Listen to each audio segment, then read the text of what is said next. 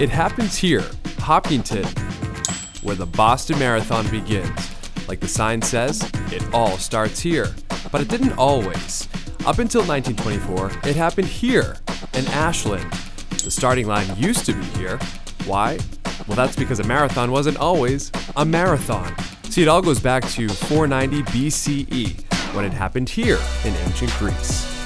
That's when Philippides, aka Pheidippides, aka the king of all couriers, carried a message by foot from the battlefield of Marathon, the ancient city-state of Athens. Legend has it he ran without stopping, delivered his message to the assembly, then died.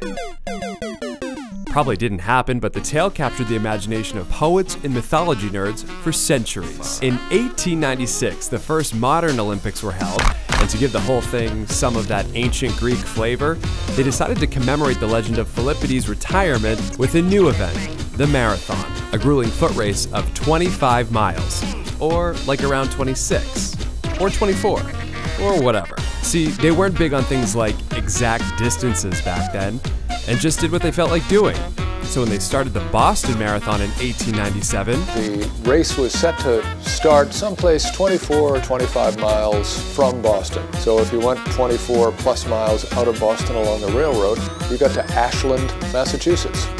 In 1908, the Olympics were held in London, and when it came time to measure the marathon course, they plotted a path from Windsor Castle to White City Stadium, a distance of 26-ish miles, but then they wanted to put the finish line in front of the royal box, so they moved it another 285 yards just so King Edward VII could have a better view. See, it really is good to be a king. Fast forward a few years and Olympic officials start to think, maybe we should figure out what a marathon is, so they decided to set the distance at what it was in 1908, 26.2 miles. Why? It's pretty unclear, but you can probably blame King Edward VII.